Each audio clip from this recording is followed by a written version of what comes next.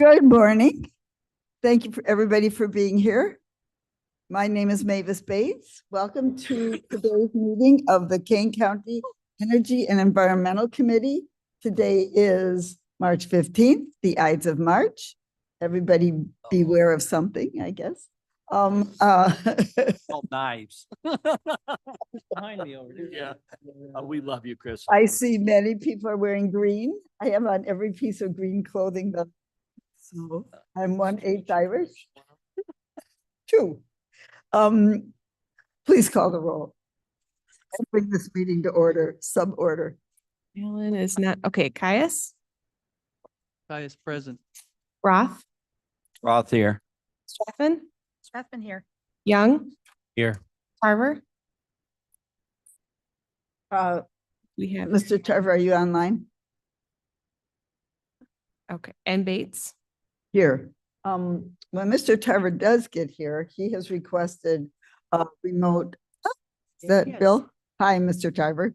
Mr. Tarver has requested remote access to our meeting because of work. So may I have consensus on that? Yes. Heads are nodding. Okay, thank you very much. May I have a motion to approve the minutes from February 16th, 2024? Mr. Roth will make the motion, Approved. unanimous motion to Unanimous. Do I have consent on that? consent. Thank you. I'm feeling very Request. blessed. Okay, I'm feeling very professional get the today. record, Can you tell? Okay, moving right along. Is there any public comment in the room or online? Okay, thank you. We will move to environmental, or are we going Ms. Wolnick or Ms. Ryan? Or both. You can, if you would like to introduce the speaker, that would be Okay, fantastic. fine, thank you. We have a guest speaker today, and I asked Mr. Adam Schauer to come to us from Waubonsee Community College. He's going to speak to us about the CEJA Workforce Hub, which we should all be able to repeat together, Climate and Equitable Jobs Act. This is something so near and dear to my heart that I begged Adam to come, and I'm so grateful to Adam because he and Waubonsee, I don't know if my gentle nagging over the years has gotten through to Waubonsee or not, but as part of the team that helped to pass CEJA, a very small part of it. I was there. We delivered 35,000 petitions to the governor's office. We really, Sierra Club really worked hard on this, and part of enabling and enacting and bringing this into reality, all the good renewable energy and environmental work that CEJA is supposed to do, we had to create these workforce hubs. And so 13 towns in Illinois were chosen for these workforce hubs, mostly based on environmental justice areas. And I'm pretty sure I'm right here, but if I make any mistakes, you can help me along here. And Aurora was chosen.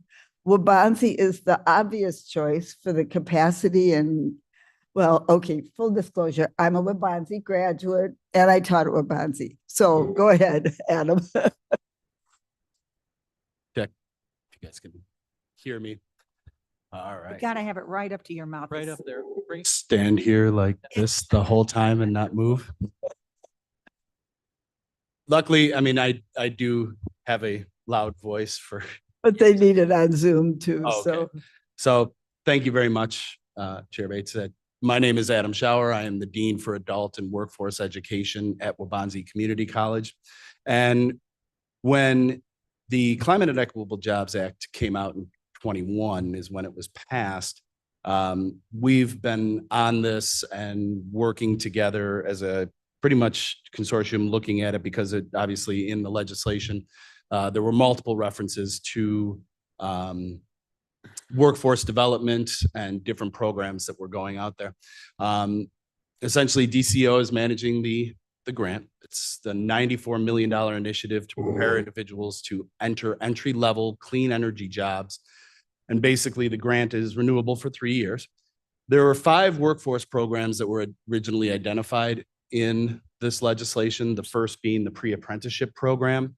That was identified as, multiple different areas throughout Illinois. We are in District 1 for that particular grant, and that incorporates pretty much all of Cook County, Lake, pretty much all of the collar counties. We do not know who has applied for that grant yet or has been awarded. That was the first grant that came out. The second grant that was dropped was the Navigator program. This was part of this overall kind of encompassing program that was designed to target these economic diverse areas that were identified in the initial legislation. The first year, the programs are designed, it's targeting 7 different areas of clean energy that Illinois is focusing on. If you can go back to the first one, sorry. Essentially, the 7 target areas of the legislation were solar, weatherization, which is insulation, weatherproofing, energy auditing, which is very much tied into HVAC. An energy auditor goes into your house with a heat gun looking for different areas to help improve the energy efficiency of your homes. HVAC, which incorporates multiple aspects of this, electrical vehicle maintenance, essentially electrical and wind technology, both in installation and maintenance of wind turbines throughout the area. You can go to the next one. So these are essentially the hubs that were identified in our area. There's a hub in Rockford, Waukegan, Aurora, Joliet, Chicago West Side, Chicago South Side. You can see the locations on the Chicagoland area. And then overall, there were 3 identified regions: Northern region, Central region. The little green dots on the state of Illinois are all the 13 hubs that were identified throughout the state of Illinois as being the locations for these hubs. Go to the next one. So this basically targets people living in equitable eligible communities. These were identified, and there is a map, and we'll kind of look at that in a second. Returning citizens or people who are currently incarcerated. One of the workforce development grants that was identified within the SAGE legislation was working within institutions that were identified by the Illinois Department of Corrections to be able to offer this career training and programming of those 7 areas inside. We had hopes that Sheridan would have been identified as IDOC as one of the locations, which we would have partnered with Joliet on. Unfortunately, Sheridan was not selected as one of those areas. So that's one of those workforce grants that we will not be going for this time around. Graduates of the foster care system and basically WIOA eligible. There's very specific in the grant, there's very specific guidelines as to who and what can be or is identified as being suitable for these programs. They pretty much follow the WIOA recruitment guidelines as to who's eligible. And then there's a specific layer that they have to come from these specific geographic areas that we'll see in a second. And then so basically 2/3 have to come from these identified areas, and then 1/3 of the recruited population just has to meet those WIOA guidelines. You can go to the next one. So this is just a little bit tighter area, kind of showing those economic investment eligible communities. Aurora was identified, parts of Montgomery down to the Kane-Kendall line. It draws right off. Part of the reason when we were looking at this legislation and the challenges that it faced, obviously, is the areas of which we're trying to target with this particular legislation. And so within our area, it encompasses Aurora, parts of Aurora up to Orchard Road, down to Montgomery, and then it cuts off directly, like I said, at the Kendall-Kane line, and then goes east and then up into parts of North Aurora. And that's the main area of the hub. But as you can see, there are large economic areas in Carpentersville, Elgin, KCC, all throughout the community. And when we were looking at the grant, it really became pretty evident very quickly that one institution would not be able to meet the demands of the grant or have the capacity. So we began reaching out. And because College of DuPage shares the east side of Aurora in our boundaries, it became very evident that we began conversations with College of DuPage. And from there, it began to expand. We began working on our application for the network hub, and College of DuPage signed on very quickly. Elgin, Kishwaukee, Harper, Triton, Joliet came into our meetings, and it eventually became a whole Collier County consortium working on this grant together. And it was pretty innovative in the fact that we have multiple different entities that collaborate amongst the community colleges, but we have never put together a grant where we were all working together on the same grant. And you can go to the next one. So this just kind of gives you a little bit more about the Network Hub grant. Originally, the legislation had separated two grants, which was the Network Hub and the Barrier Reduction Grant. And originally that was going to be two separate grants, but they combined them. And so in the Network Hub, submission, the grant basically allowed maximum of 3 million for program administration and delivery, and 2 million for barrier reduction services. Barrier reduction services can be anywhere from rent assistance, transportation assistance, childcare assistance, pretty much anything that would prevent an individual from being able to actively pursue these career trainings, which we often face in adult education, where you want to pursue something, but our responsibilities and the capability to drop everything and go to school, these barrier reduction services are there to help overcome those things. The other grant was the Navigator grant. There was $6 million earmarked for the Navigator grants. And their focus of this grant was essentially workforce engagement, and then small business support, and then working as a recruitment arm to be able to help funnel individuals that are suitable and qualified to go into the hub trainings. Go to the next one. So our initial proposal, and we essentially proposed a 3-hub consortium where Waukegan, Aurora, and Joliet were going to be working together with one central administrative hub coordinating all of the activities throughout all 3 hubs, which when in our initial submission, this really was based upon efficiency. Each individual hub did not have, a single director that they had to go out and staff. It was going to be across the entire consortium. And it really allowed us to keep our administrative costs down and increase the amount of funding that would be available for program administration and barrier reduction. We began to meet, we wrote the grants, and it's summarily rejected by DCO during the first round of submission.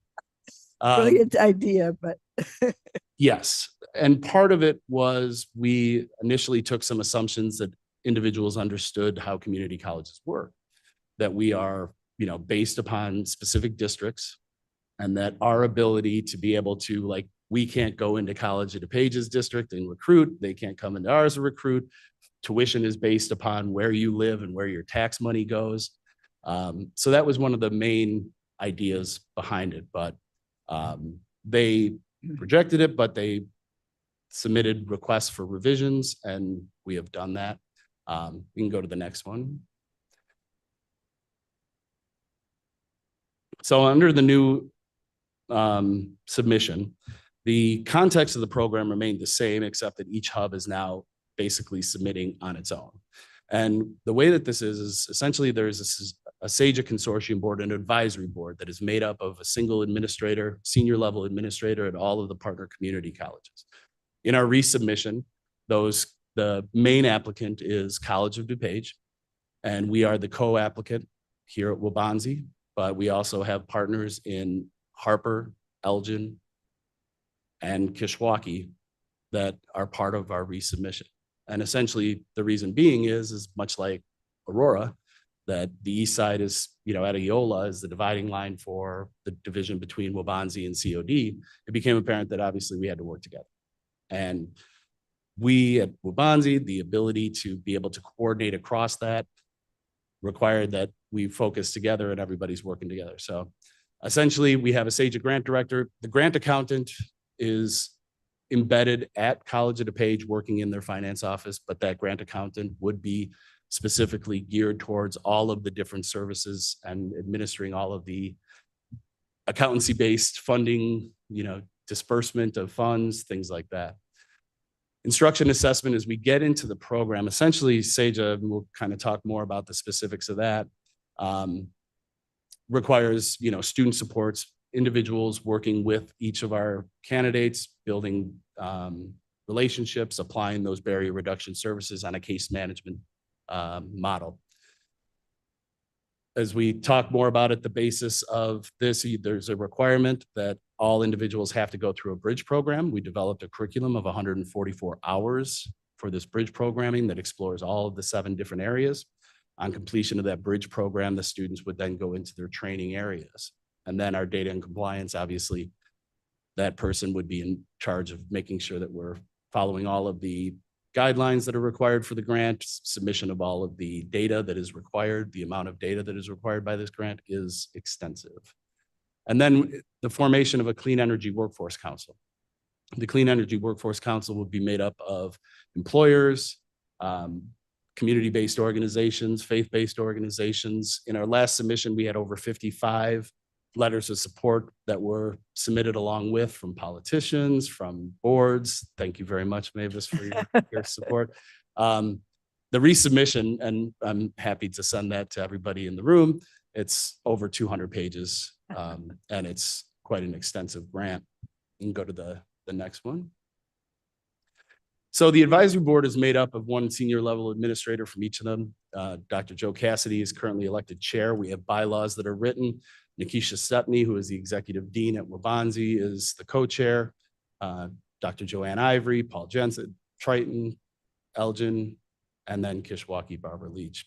Their role is as an advisory board, being able to bring back information from the working group directly to the individual community colleges to help align, make sure that each of the institutions is on the same page, and directing the goals for the equity investment communities that reside in their areas, and making sure that there's equitable distribution of the grant funding. We can go to the next one. The implementation team, this was we had to identify individuals that would be working on the implementation.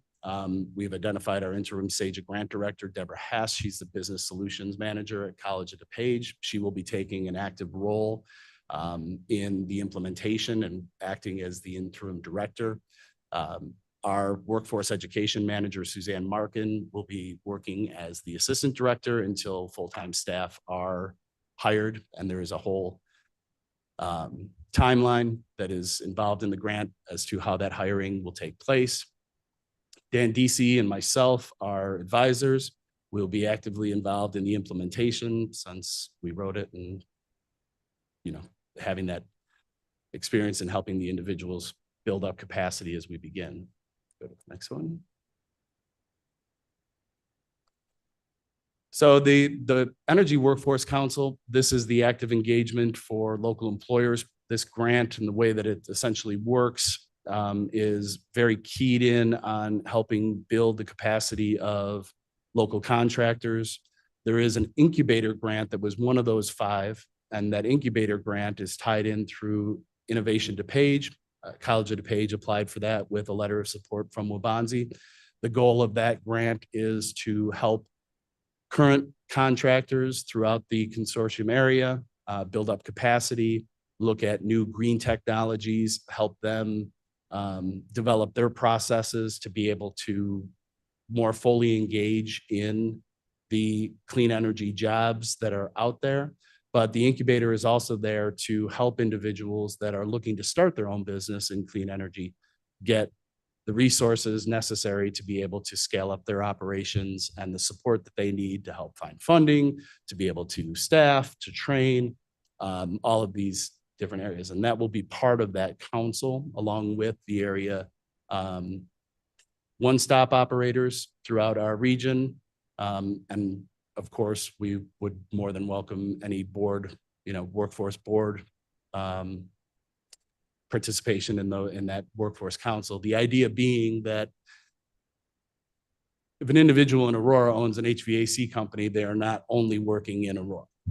They're working in Naperville. They're going where the jobs are, and to kind of coordinate that region-wide from Kishwaukee to Triton to north-south, helping expand their opportunities to expand their businesses, bring in new businesses into our area, and help develop those that are currently, operating in our area.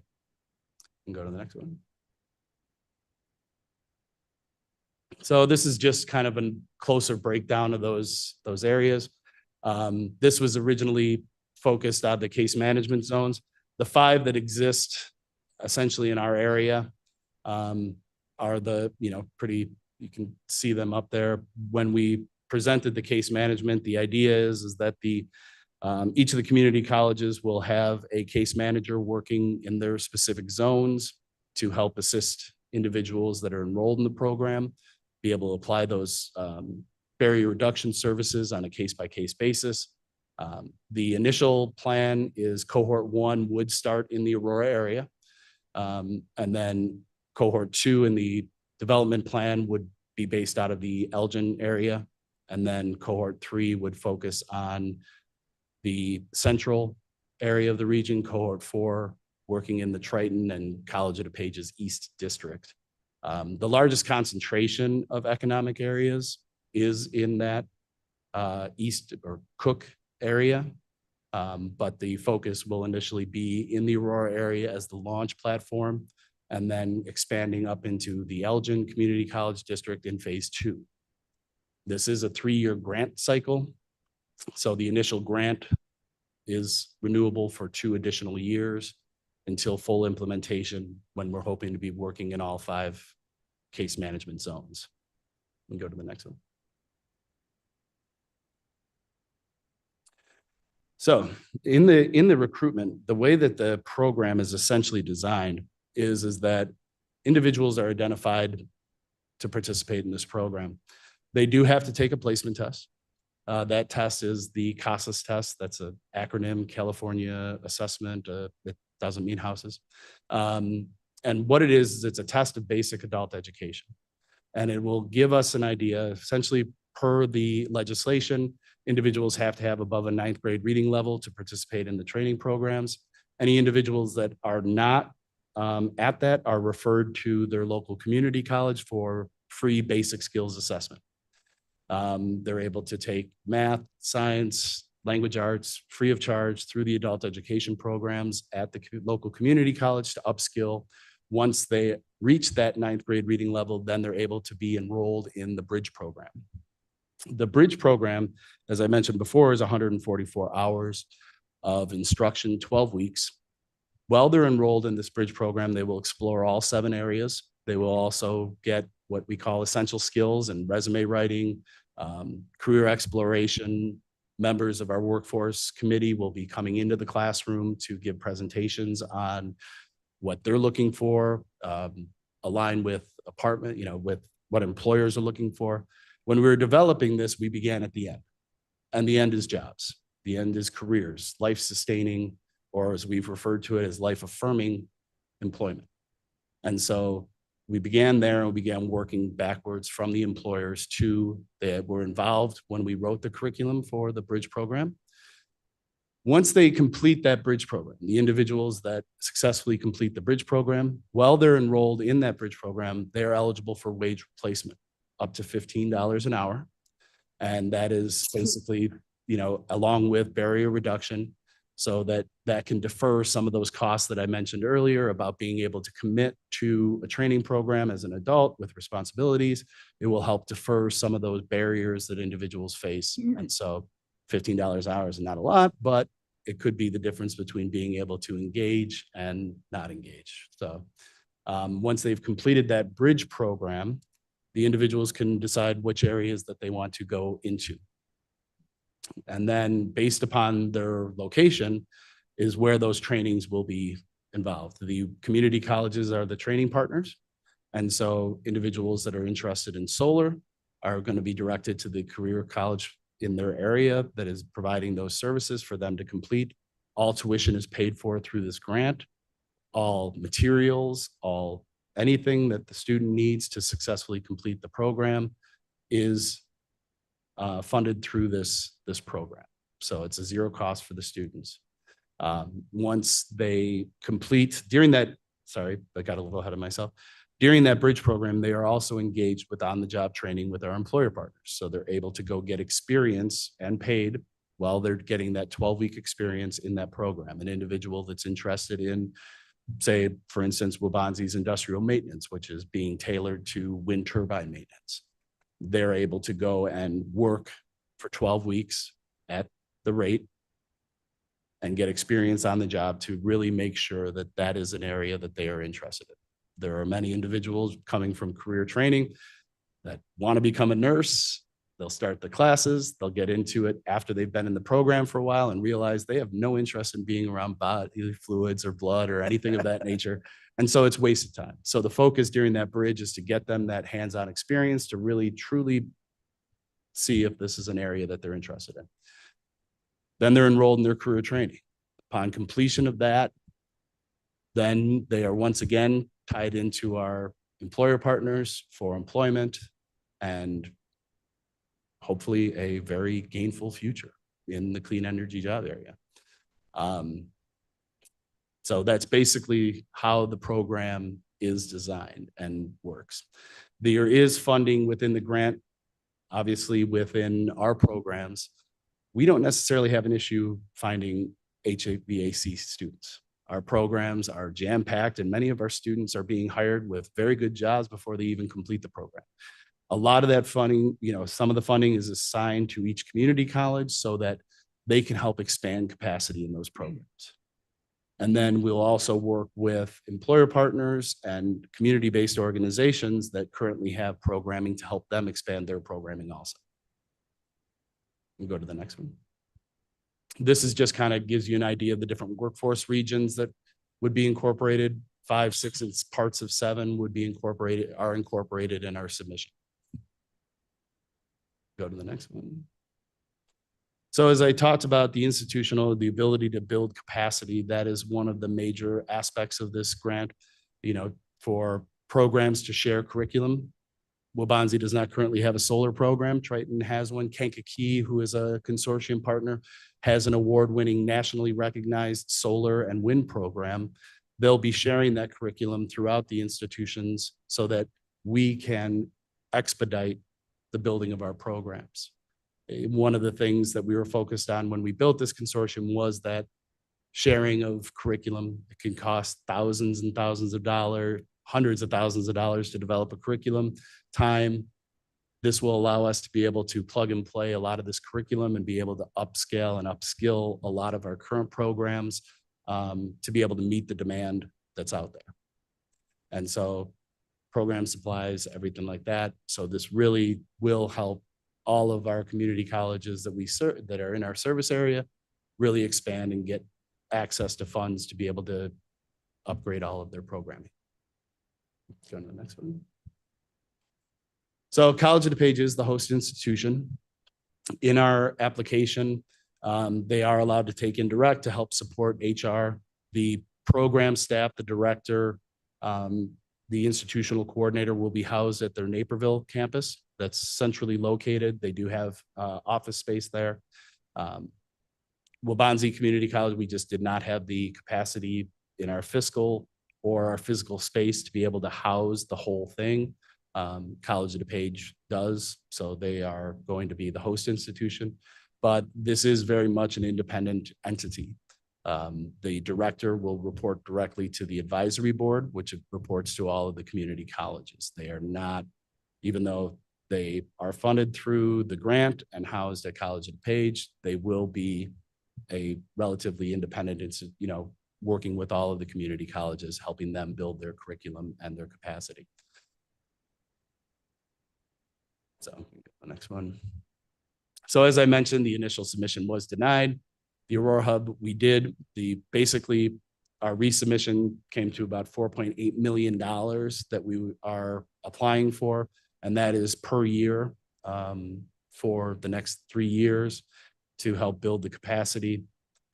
This grant is a performance-based grant. So initially you are allowed to request up to 25% of the awarded funding for building of infrastructure, hiring, and then it goes to a performance-based grant, which is the performance metrics are pretty stringent.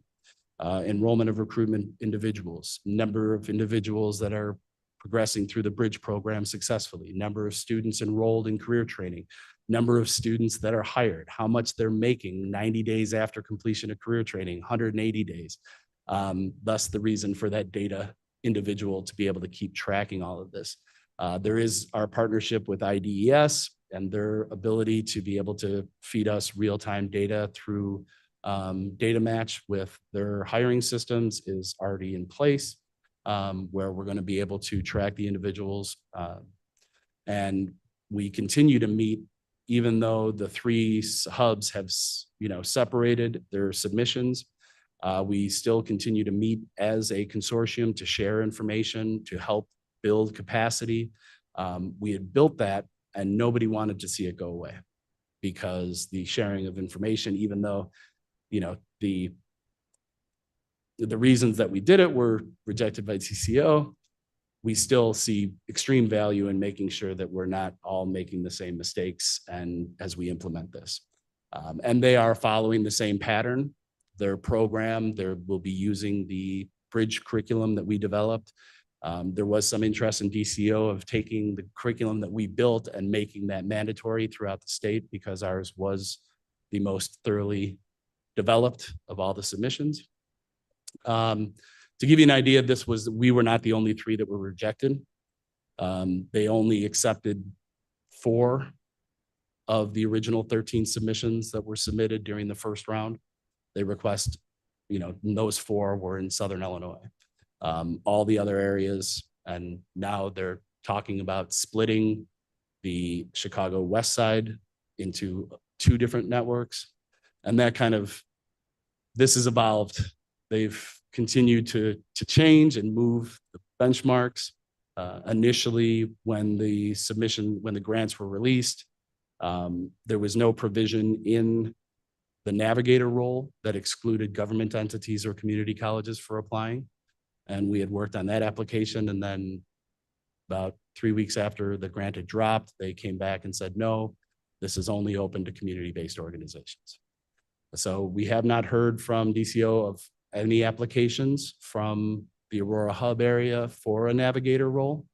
And that's pretty, we figured that obviously any navigator in our area would be reaching out to Waubonsie or COD as a partner.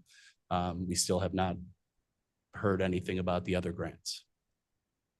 So we continue to meet every Thursday, and Mavis has been on that and welcome anybody who would like to drop in or have any conversation. They're welcome to come any Thursday at 4 o'clock. Go to the next one. So I know that's a ton of information, and like I said, I can't be here all day if I was trying to go over all 200 pages of the submission. I'd be happy to email it or put it up on a Google Drive, but any questions, I'm happy to answer at this time. Mr. Roth. Hi, Mr. Rodson. Thank you. A couple questions. You said the money will develop the programs and stuff and build. So you gave the example of HVAC, for example. So would you be expanding out at Waubonsie the training area for HVAC? I don't know if you currently have a Yes, training department for that.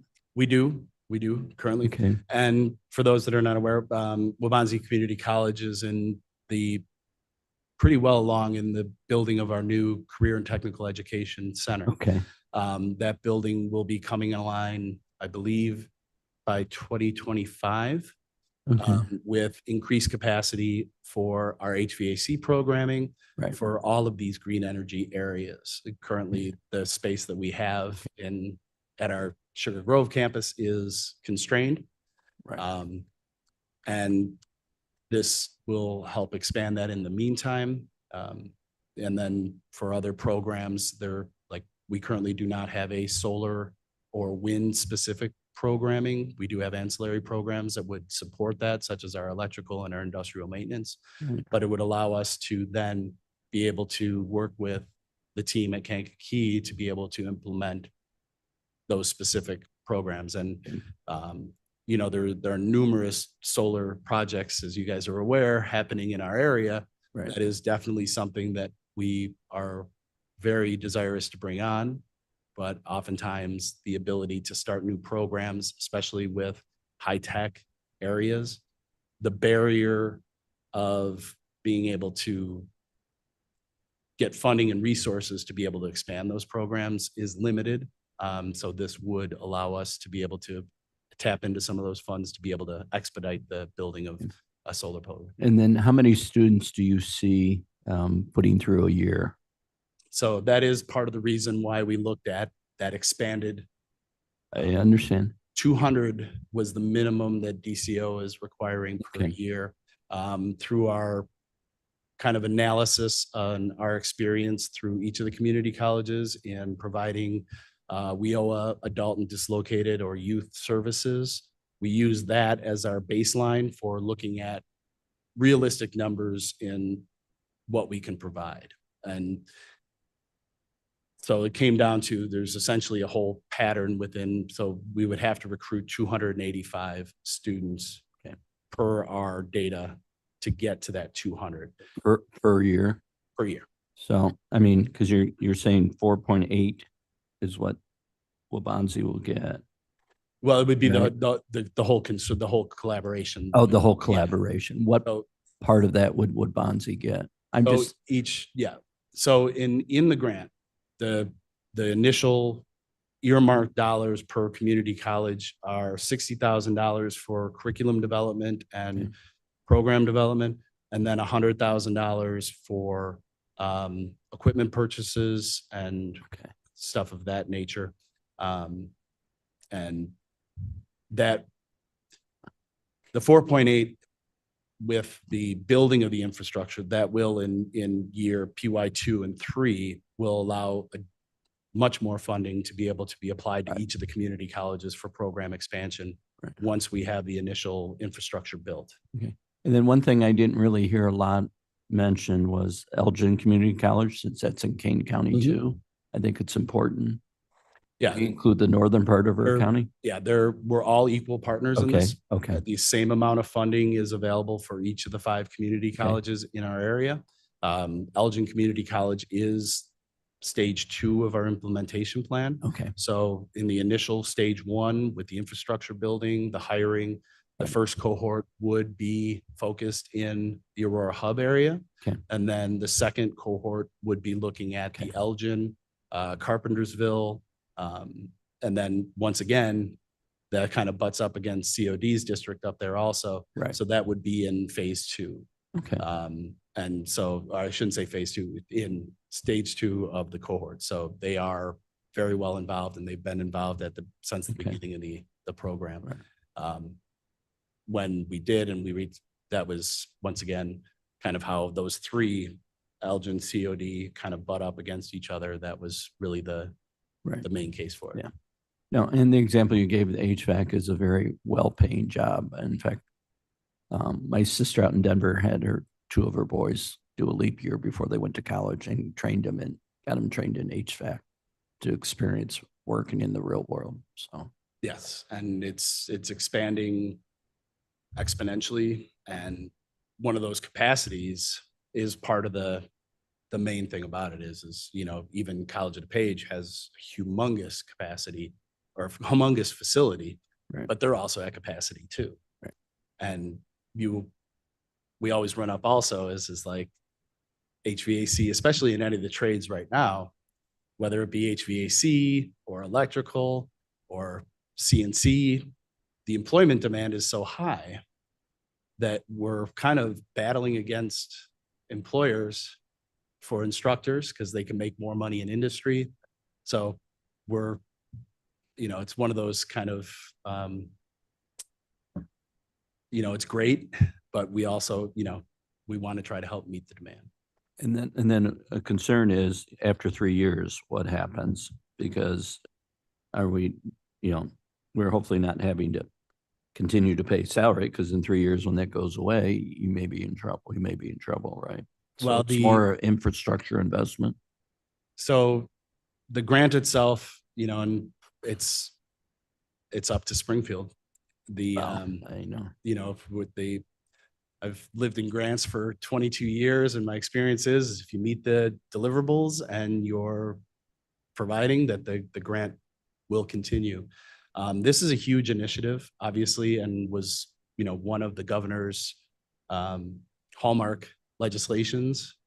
And so I can't guarantee, obviously, Oh, yeah.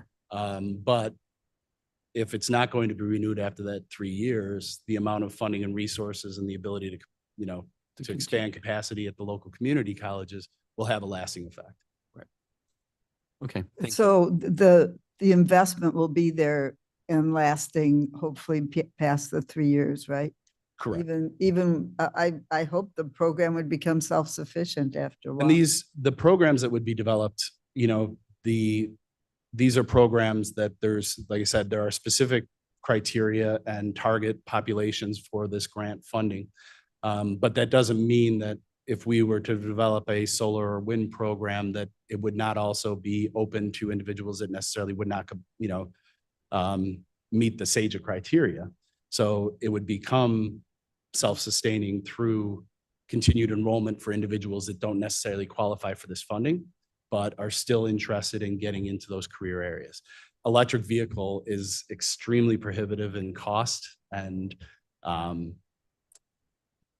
so this would help programs be able to develop that, you know, in our automotive program, we do have modules that are developed for EV, and we'll be sharing those with our partner community colleges that don't have that already programmed.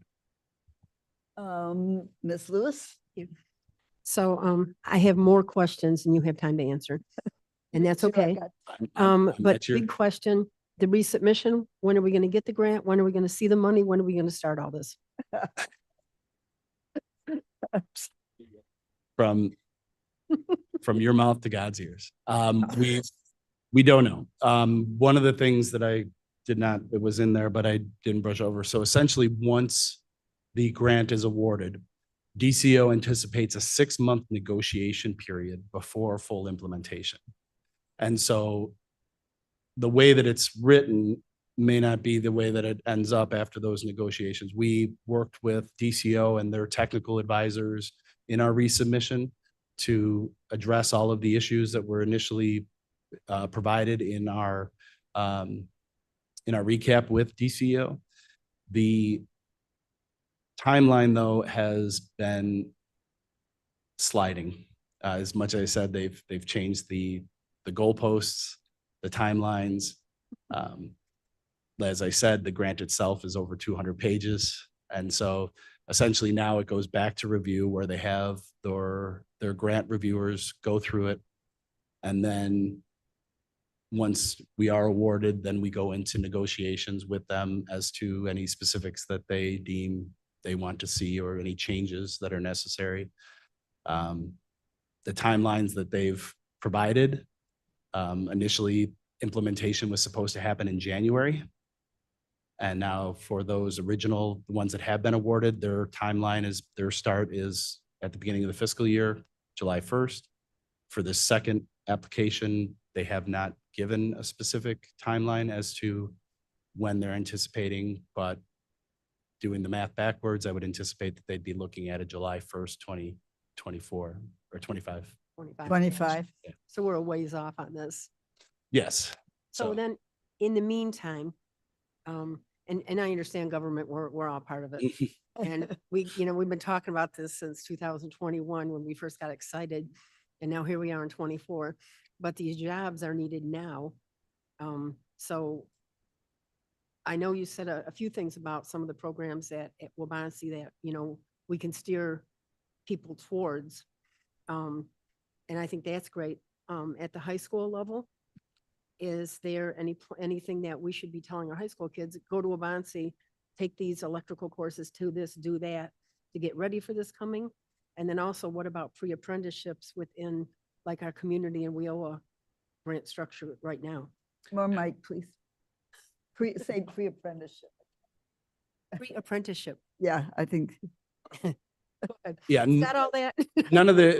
None of the community colleges in the collaboration are essentially sitting on their laurels. The demand is there, and we're addressing those as quickly as we can. Trying to offer classes at different times. At Waubonsee, we have a a coordinator that works directly with our apprenticeships, both registered and unregistered through the Department of Labor. We're constantly expanding that. The capacity for us, obviously, in updating our equipment that's currently happening with the building of the new Career and Technical Education Center. That's where we're going to see our biggest capacity regardless of the SAGA grant funding. But we are currently continuing to work, Kankakee has already shared their curriculum, and regardless of the SAGA, we are still looking at these high needs programs. We continuously, all community colleges are constantly looking at the Department of Labor statistics, looking at the high needs employment areas of our constituents and building those regardless. Now, once the grant comes through, that would be like, a shot of adrenaline to all of the, the processes that we're currently working on and in place. I know that College of DuPage is expanding their clean energy job offerings. Everybody's looking at ways to identify this. As I said, electrical vehicle, we're already in the process of working on that. There's a lot of grants coming out also in regards to electric vehicle. Charging station maintenance is one of the high needs. Yay. Yep. They break so much. I've got a hybrid. Why? It's a gas, so I don't have to plug it in, but Oh. but yes, I mean, and there's the future also. I mean, we're looking at it constantly. I mean, as much as green energy is great, there are some downsides to it. Wind turbine. There's a big question as to what is going to happen to all these carbon fiber blades that are just piling up in central Illinois.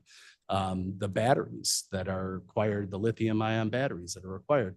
So everybody's kind of from industry, and that's really part of this, especially with the incubator, is trying to lay the foundation and give the resources for somebody that's like, I'm going to spend some of my time trying to figure out how to recycle, because the person who can find a way to efficiently recycle those wind turbine blades is going to be a very wealthy individual very quickly.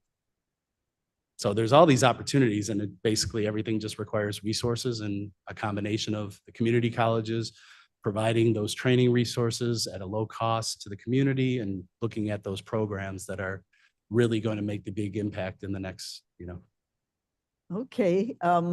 Thank you so much, Adam. I don't know. Are we done with questions? I have 10 more, but I'm going to And waive them in the interest of getting our meeting. time. I understand. done. I have my card. I will gladly, you can reach out to me and ask any questions.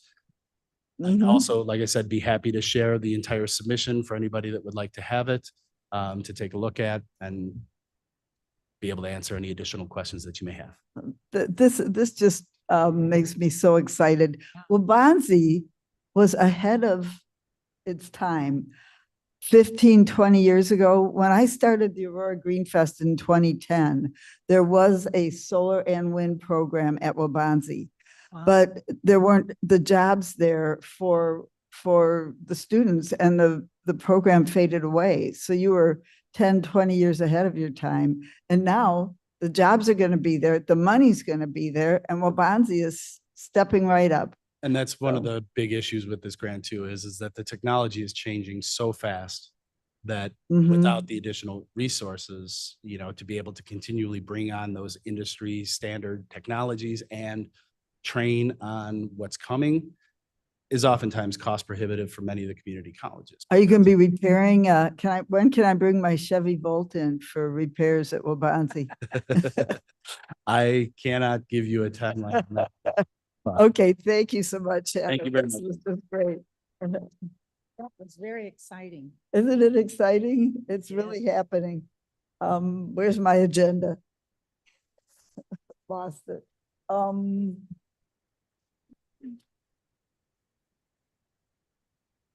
Teacher Workforce Hub. Miss Ryan, you are up. I am. So wait, wait for them to grab my presentation.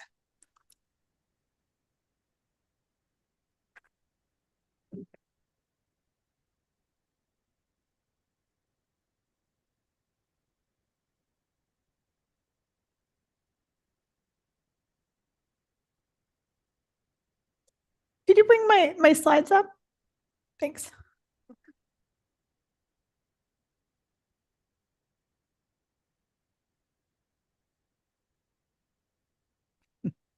I had last minute data to put in here. That's why I didn't get in the regular packet.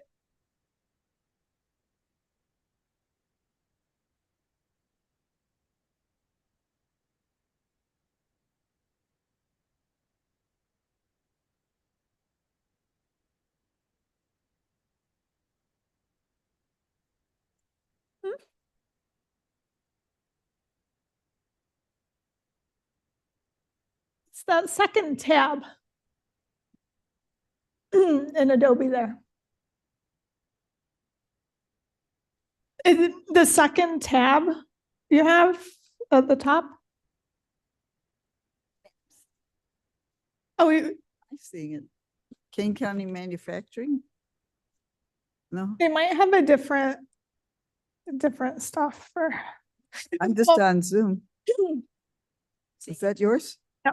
Oh, never mind. I don't know where it came from.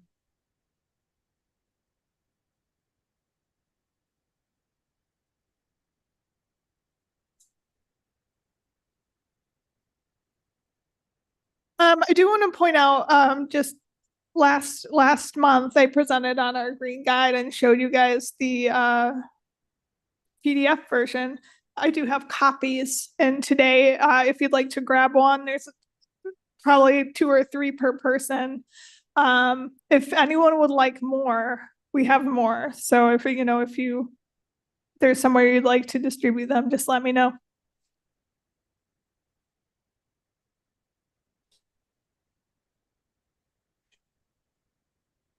Technical difficulties.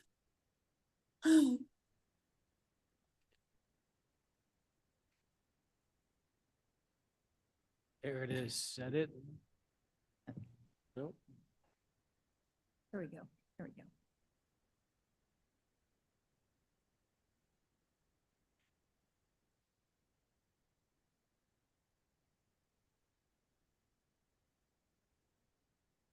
Okay, now we're good. So this is basically a report out from the recycling program about all the ways that we safely dispose of household hazardous waste, with actual data from our last year of operations. This might not be working. Again, the next slide.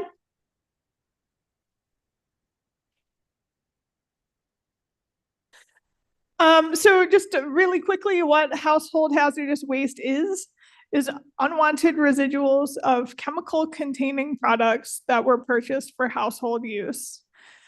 There's a whole bunch of examples there, but cleaning products, automotive fluids, batteries, fuel, paint, aerosol products, et cetera, pesticides, fertilizer. The products have some known degree of environmental and or human health toxicity or pose other hazards. Can we go back? Okay. Or pose other hazards in the normal waste disposal stream. They generally fall under the Resource Conservation and Recovery Act, or RCRA, household exemption, unless they're covered by state law. There are certain materials that would be considered household hazardous waste that are covered under Illinois state law. Motor oil is one of them. And then lead acid batteries is another one. So there are 3 outlets for Kane County residents to safely dispose of household hazardous waste. Well, I should say 3 types of outlets. There's a drop-off facility in Naperville, is one of only 5 in the entire state. Happily for us, is on the northwest side of Naperville, so it is reasonably convenient for most of Aurora, maybe even Sugar Grove, North Aurora, Batavia. It's subsidized by IEPA and by county governments, including Kane County. We do pay into the operations of that site every year. It's open to all state residents. They can come and drop off material without paying a fee. And it's open on Saturdays and Sundays only. from 9 in the morning to 2 in the afternoon, both days, every week. We also manage a home pickup program it was really designed to help residents in Northern Kane County who are going to have the least access to that Naperville site. They take someone in Hampshire might have to take most of their weekend day to get all the way down to Naperville and drop off and get back again. So the 6 northern townships are eligible for that program, minus City of Elgin, because they have their own home pickup program through their waste hauler. And we have allowed other municipalities to buy in, should they choose to do so.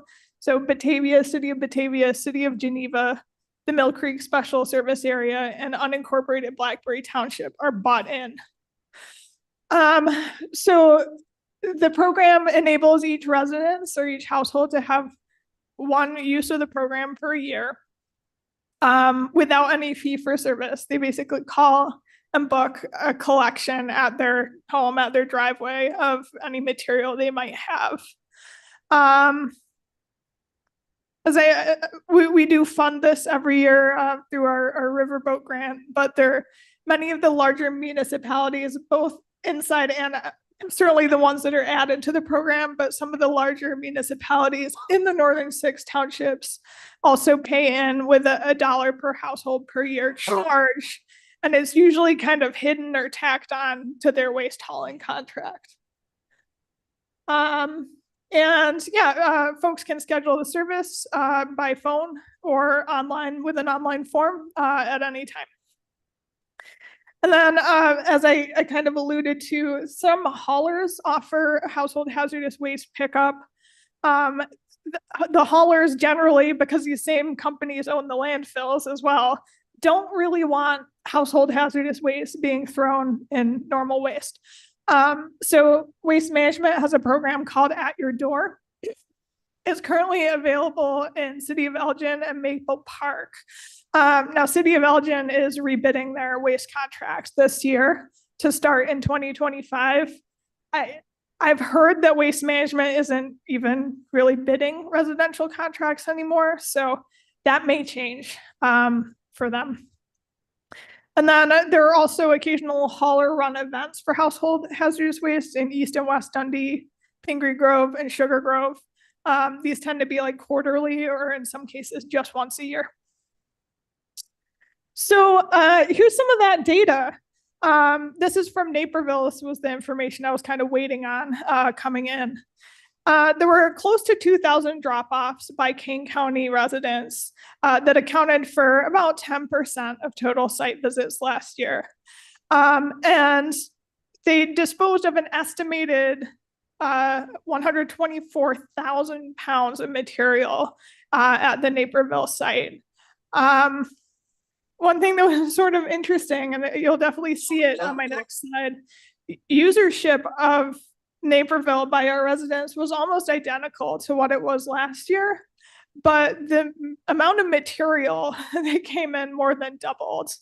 And it's equivalent to the weight of about 4 large school buses. So that's a lot of material.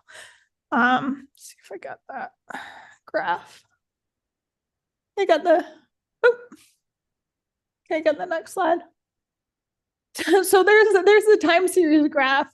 You see from 2022 and 23, the blue line was essentially level, so they're about the same number of visits, but the amount of material that came in last year was massive. I've got kind of 2 theories there. One is that the Naperville site was restricted for much of 2022 because of a fire that actually happened at the IEPA disposal facility where the material collected in Naperville actually goes. So they had to restrict the amount of, the types of material they were able to take for close to 9 months. And it's possible people just held on to that. They were told maybe when they went, we can't take this now, but we will be reopening fully at some point in the future. So people just held on to it. And then you get this massive influx when the site went back to normal in March of 23. My only other theory is that they changed the way they're measuring the data. And I don't know because I'm not like really privy to how those measurements are made. And I might see if I can arrange a field trip there one weekend when they're open. Oh, let's go. To try and figure it out a little bit better. What about everybody cleaned out their basements? Yeah, What if everybody cleaned out their basements all at the same time? yeah, or that. I mean, After you COVID? definitely saw during COVID a huge bump in these programs. I think, I don't know if it's on the Naperville graph, but it certainly is on our home pickup one. Yeah, Naperville, not so much. But on the home pickup graph, that took off big during COVID. Okay. So here's some information about our home pickup program. So 2023 was the first full year of the program. We're the current contractor. There were 324 program uses, accounting for just short of 25,000 pounds of material. So that would be equivalent to in weight to one large school bus. So just about a fifth of what they're doing in Naperville. Our contractor is able to recycle almost half of the material that comes in. The other half is incinerated. The number one class of materials collected is pesticide and fertilizer, accounting for 45% of the grand total. And close to 90% of the material they incinerate is like lawn chemical, pesticide, or fertilizer. And then the number two class of material they collect is latex paint, accounting for about 38% of the material collected and 77% of the material they're able to recycle. So kind of a takeaway there, people are definitely overbuying lawn chemicals and house paint. I actually put that in the green guide this year. And some cost information. So the county pays overall $3.36 per pound of material that comes through this program. And if you take out the latex paint, because we actually pay a fixed price for the disposal of the latex paint, that's $1.30. So if we take that out, then the cost per pound of other material is actually $4.50. It's a really expensive program. And this is just kind of showing where who's using the program. I know City of Geneva and City of Batavia, because they specifically buy in, do a fairly good job of advertising it to their residents. So they account together for about half of the uses. South Elgin, Carpentersville use increased quite a bit this year, West Dundee, and then kind of the rest of the northern 6 townships. And this is the graph. So unlike Naperville, we saw very little change in what was going on between 2022 and 23. We had about the same amount of service, up just a little, and almost exactly the same amount of material that came in. So, you know, predictability is good. You can see the COVID bump there on 2020 in terms of uses, at least. So. And then I do actually get some data from the City of Elgin's At Your Door program. They have about 750 uses for household hazardous waste. It's a little hard to tease out because this program also collects electronics, and some of their house calls are only for electronics. So it really is a rough estimate there. And they collected about 47,500 tons of household hazardous material. Pounds, you're right. Tons, Not tons, pounds. 47,600 pounds of material, which is equivalent of weight to 2 large school buses. They claim to have recycled 80% of it and incinerated 20, so that's pretty good. They also collect a lot of latex paint, about 44% of their total HHW material, and it accounts for more than half of what they're able to recycle. And they also collect a decent amount of oil-based paint as well. So again, this just kind of reinforces my earlier point that people are really overbuying their house paints. Quick sidebar, things with paint are going to change because of the passage of the Paint Stewardship Act last year. It actually is in effect now. And it basically what's going to happen through this law is that paint manufacturers this year need to join a representative organization to implement a stewardship program. Paint Care is the name of that stewardship organization or the representative organization. They run the paint recycling program in every single other state that has a stewardship law in place. They're a nonprofit that is affiliated with the American Coatings Association, which is the kind of the business association for paint manufacturers. So far, they've registered 30 manufacturers for the Illinois program that represent hundreds of brands. They're very much still in the process of registering. So states that have a fully implemented program typically have about 150 manufacturers that are part of the program and thousands of brands. So they're partway there. They're not all the way there yet. And they don't have to be. Their first milestone is that they have to submit a program plan to Illinois EPA detailing the fees, collection partners, and recyclers that they're going to use by December of this year, end of December. The program will cover all architectural coatings. So certainly latex-based paint, oil-based paint, sealers, stains, finishes, anything you'd kind of put on masonry, wood, or metal that's a part of a structure. However, it does not cover aerosols. It doesn't cover automotive paint, industrial paint, art paints, anything like that. There is going to be a fee that will be applied to all new paint sales.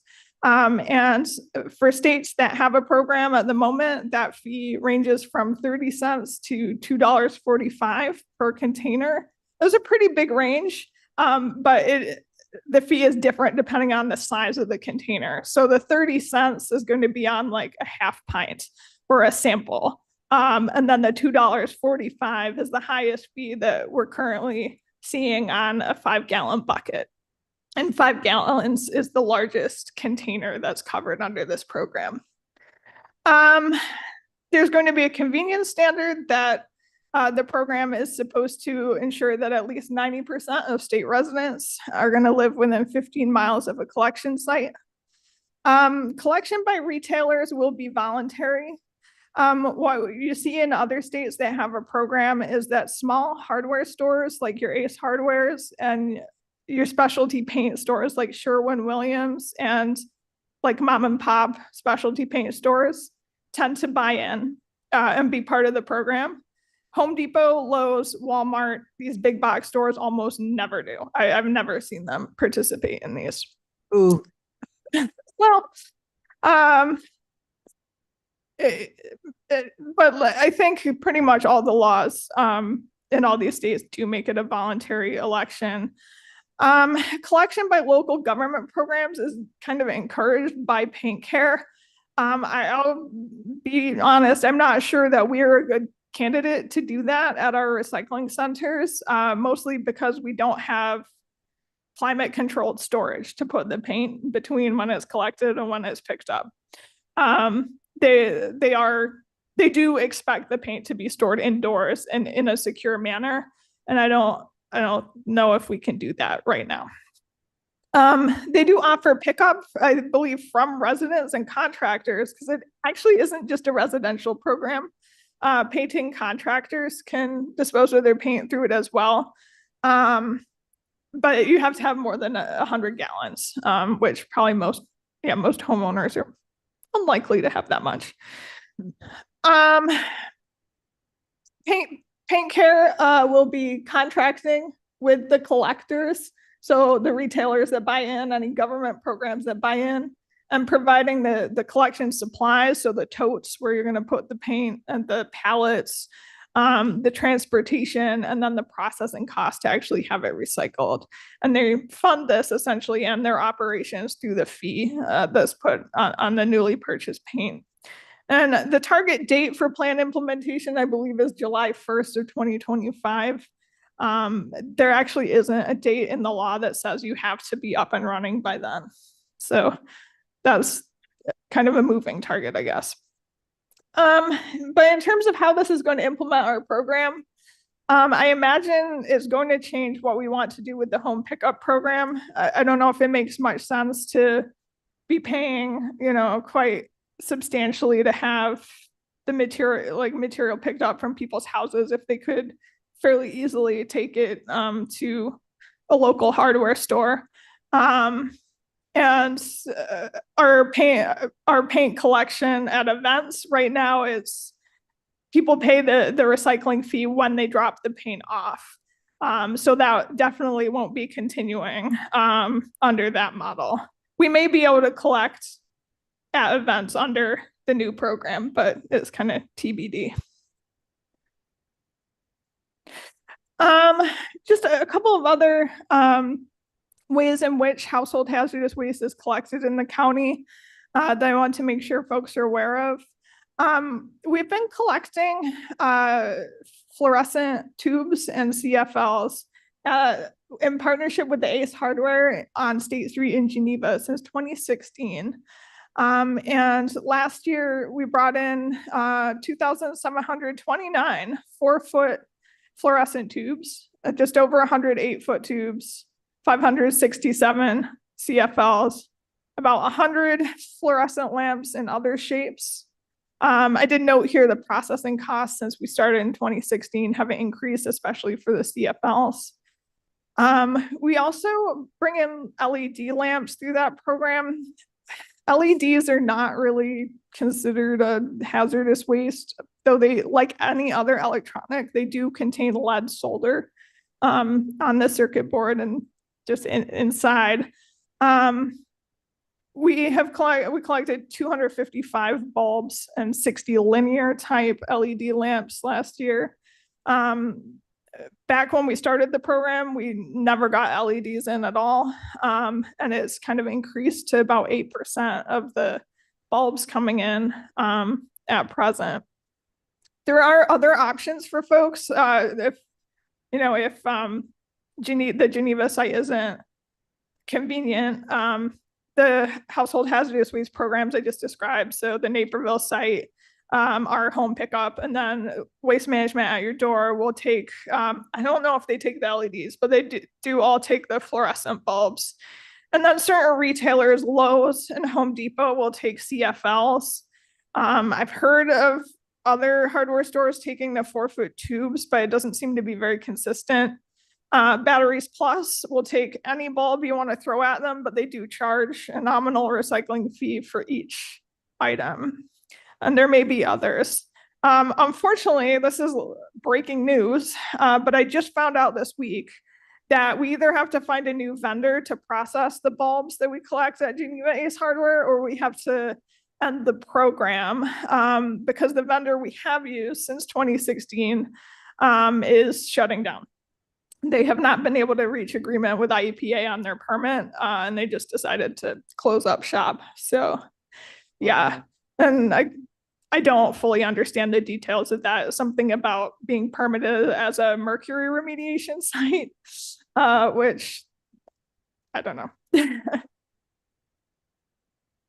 And then one final small program. I mean, it's a township program, but the impact is pretty huge. Elgin Township collects batteries at 4 different locations. They have these covered, what would you call it? Like a sort of like a kiosk. It's essentially a barrel inside a kiosk with a little roof over it. They have that in 4 locations. I believe they're basically 24/7, so folks can just drive up and put them in. And they collect close to 20,000 pounds of batteries a year. That's 10 tons. So it's a huge amount. They are seeing about 95% of those coming in are non-lithium batteries. So they're their stream is going to be dominated by alkaline batteries, which they're highly recyclable, but it's a cost negative, unfortunately. So this is, I know for a fact, for the township, this is an expensive program. There are other non-trash options for batteries. Again, the household hazardous waste programs do take them, but they are not all the same in terms of what they accept. Naperville will only take rechargeable batteries. Our program takes everything. Waste Management at Your Door takes everything. The retailers, Lowe's and Home Depot, both only take rechargeable batteries. Batteries Plus and Batteries Unlimited, which is kind of a mom and pop store in Aurora. They'll take any battery, but they're going to charge a fee. I believe it's per weight, like by pound of batteries for recycling. There are some recyclers in the area like Elgin Recycling and Flat Can and Elburn that take batteries. They also charge by weight. And then there are a few municipal Department of Public Works that have a battery collection program. Geneva, I actually heard that Geneva stopped doing theirs. The problem is they tend to start them and then stop them and then start them again. But St. Charles definitely still has one. And we might see something very similar with paint happen with batteries. There is a stewardship bill before the General Assembly right now. There was a hearing on it yesterday in the Senate Energy and Public Utilities. And just in terms of the witness slips, we saw in that there were 48 slips put in support, 1 in opposition, and 4 without a position. Just of interest, 2 of the no position slips were from IRMA, which is the retail association, and then the Illinois manufacturers as well. So that's probably good. Probably the best we can, right? the best we can hope for it. Yeah. So just estimated totals of household hazardous waste from last year. There's been at least 3,000 safe disposals of household hazardous waste through the programs I just described. We don't have a fine point on the number because like the ACE hardware program for the lamps and the batteries program, no one counts how many people are using those. We just get the weights or the numbers back. And you know, if that very high number from Naperville is accurate, we have 216,259 pounds, which is about 108 tons, or 8 large school buses of weight, or the bean in downtown Chicago weighs exactly 100 tons. So that's, I mean, just these numbers are hard to wrap your head around. Right, and it just by these pie charts show like the programs by the number of users. So, you know, Naperville, that drop-off site does tend to dominate. Elgin, and then the Kane number is our home pickup program. And then the percent of material by weight, again, Naperville takes a huge slice of the pie. I did get the Elgin Township program actually, you know, because they're collecting batteries, which are heavy, they take up a decent chunk of the weight as well. So I think that's all I have. Any questions? Mr. Ross. Good presentation, Claire. I had a couple comments on the paint. I know, and I might not have the name right, the recycle stores actually take in paint donation from contractors and then resell it. So Habitat for Humanity Restore. Yeah. Yeah. Yes. Okay. The other is like a lot of nonprofit, well, some nonprofits like the museum, for example, we get donations sometime of paint because we don't necessarily care about the color because you can always retint it, but it's the cost. And, you know, some type of program should be looked at, all that paint that gets recycled. There's an opportunity to help nonprofits. I'm not just saying ours, but all of them. So the nonprofits will accept paint. Well, some of them will, like we will, because we got a lot of stuff we have to paint and unfortunately it doesn't last forever. And, you know, I'm the treasurer, so I can tell you, we have no money for paint, so. Don't think, the, You know, if the Yes. program would develop that, then we give an advantage to nonprofits. Because then it's finding a use for it when it's recycled. now that you mention it too, so I don't think the law would impact somewhere like Restore's ability to take in paint as a donation as long as they're not charging for it. Right. So there's no reason you can't, anywhere can't take in paint for free.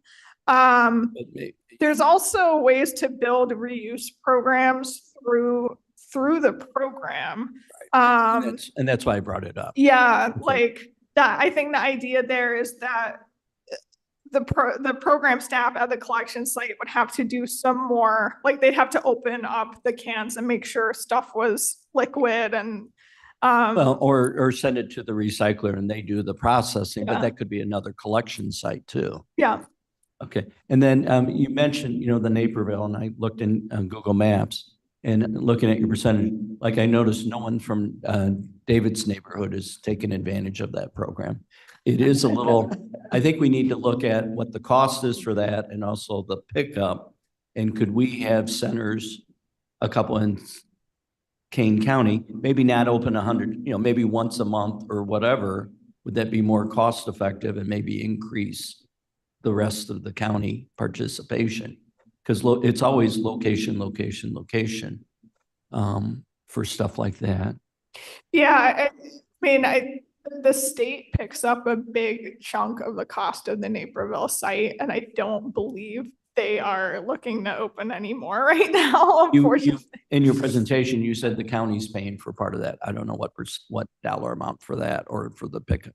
It's not big, we pay $10,000 a year. Okay. That probably costs, I don't know, $500,000 a year to run the thing. Okay, and that's okay. And then the other on the batteries, I went down to meet with someone down at Public Health Building, and they had a battery box for drop off that was full. And so my question is, why don't we have one like here or at the judicial or the branch court for pickup? There again, for batteries, it's location, location, location. We move our battery boxes right out the front. Okay, well, But but I noticed that it's like, Yeah. I haven't seen one around here or any of the Yeah. others. So that box program is primarily for batteries that are generated by county employees at their jobs. So like the battery in this, if it runs out, could go in there. Okay. We can't really run a public collection of batteries, or else we, like Elgin Township, would have 20 tons of batteries a year to deal with. And But if it's an issue and we want to address, we got to think Well, about that. do we have that at the recycling center? Did I turn on my? no, we don't take those batteries at the recycling center. It's cost. I mean, if you, I could figure out how much it would cost to do that. But that would be, a Yeah, fairly and I don't know substantial increase. what the cost is of those boxes and what it costs the county to do that. But, there again, if we're pushing green, we need to, lead the way and show it and not just talk, we got to walk the walk in addition to talk the walk. And it's limited hours, so it's not like over the weekend, somebody's going to fill it up. I do one event per year, or I have, where I've collected batteries, and at the event, we got a ton, like literally a ton of batteries. And if you want to put those in the boxes, the boxes are limited to 65 pounds. That's the maximum you're allowed to ship. So it's like 45 boxes at $75 a pop. Let's take So- this offline. No, Yeah, I'm we fine. can talk Yeah, about I'm this, just but mentioning. And It's a good idea. we don't need any We have else. to look into the. Okay, that's details. all. Thank you. And thanks for the question. Okay. Any other questions for Ms. Ryan? Thank you for a great report, as always. Yeah, there's one video that Julie Mann asked me to show. Do we have time for it? It's a very, very short video. It's just feel good. I'm Here it getting is. permission from This John. is just a feel good recycling effort that by the District 303, one of their elementary schools. Okay, we all want to feel good. Yeah. Feel, I didn't know that. Good, good. Always feel good Friday, Oh, because it's Friday. Sound, We need some volume. Blair warned us that the volume it might be hard to get it to Hmm. cooperate.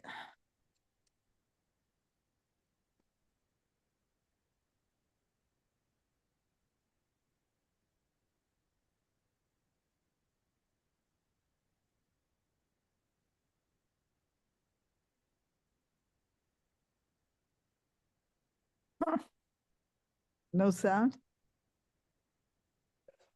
Yep. It's a very quiet, feel good Friday. I can send the link around if folks would like. So, but basically the students and the teacher that coordinated it are participating in the Next Trex program where they collect plastic bags, sell them to Trex, or not sell them. They take them to Jewel as part of Jewel's larger collection of film plastic for Trex. And but they weigh them. So they were able to affirm that so far this year, they've collected more than 1,000 pounds of film plastic. Now, plastic bag does not weigh very much, so that is a lot of plastic bags. They and they were rewarded a bench from Trex for doing that. So yeah. Okay, Mhm. Yeah, if you would send that link, that'd be cool. yeah, okay. All right, technical, well, we can't get the sound to work, I guess. Okay, all right, thanks, Claire. Thank you very much. Ms. Hinshaw, I believe, you're up. Yes, I apologize for being late. I just in all honesty slept through my alarms. I'm not feeling very well today. Well, we're glad you're here. Thank you. Can you pull up the sustainability slides, please? They're in the packet itself. It's like page 6. Oh. 5, thanks. Thank you. Excuse me. Hello, good morning. So I have just a few updates for you today. This is a picture of just one of the articles that were in the paper about our climate action plan, our implementation plan. There was, I think 3 articles in total, maybe 4. There's a couple of lovely quotes from Mavis in several of them, and also our consultant Ted. This one, I believe, is the Aurora Beacon, and then there was one in the Daily Herald as well. Here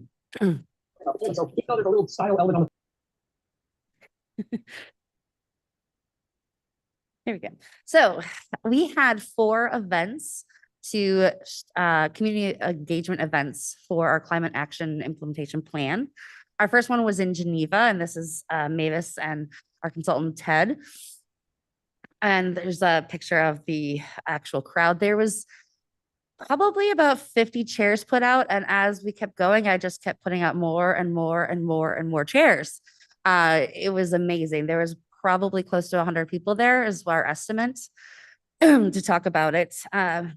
And afterwards, we had a question and answer session for a while, and it was a full packed house. We also had one in Elgin and one in Aurora, and then we had another one in Elgin at Hawthorne Hills Nature Center. This one was geared towards more of a workshop. So for that one, we had about 30 people or so that showed up for the talk. And then afterwards, there was about 12, 14 people that stayed. And we did a kind of a question and answer kind of session where I proposed 3 or 4 personal, not personal, but like geared towards individual questions. Like, would you change your vehicle from, gas to electric? Would you take the transportation more if it was more readily available?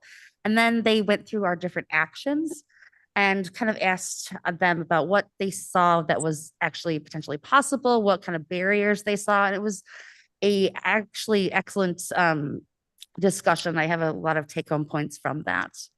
And we actually have a couple people from attending the Elgin Earth Day Fest. There's a person that is a master's student talking about biochar. I'm going to do a biochar demonstration from that. That was very interesting. And after this, after our plan is adopted, hopefully in May is the rough timeline, I will be reaching out across all of King County to start setting up implementation and teams across in all the different sectors in terms of solar, electric, agriculture to start to implement these plans. Yeah. So I wanted to update you about our grant, our climate pollution reduction grant. So we have difference between partners and members. So members will actually receive a sub-award from us financially, and partners will be partners that are participating and will be part of it, but will be not receiving actual substantial funding from us, but will be participating in terms of working on education and outreach, participating in group buyback programs, group and rebate programs. There's been a change in this already. You see that Batavia and Downers Grove is on the coalition partners. They are now coalition members. So they have discussed interest in things such as fleet vehicles and solar panels for their fire departments and for their own municipality. And so far, the IGA or the MOA has been passed through finance and executive committees from the last time that we met previously.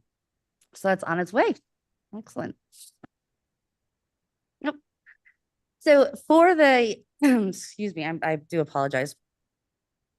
For the climate reduction grant, beforehand, there is what we call the phase 1 of the grant. And so 46 states now have adopted a primary climate action plan, and also Puerto Rico as well, and District of Columbia.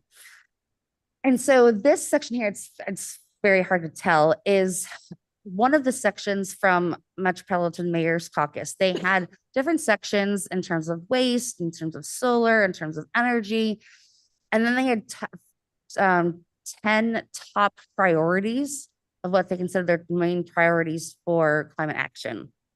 And this section here has to do with building and energy.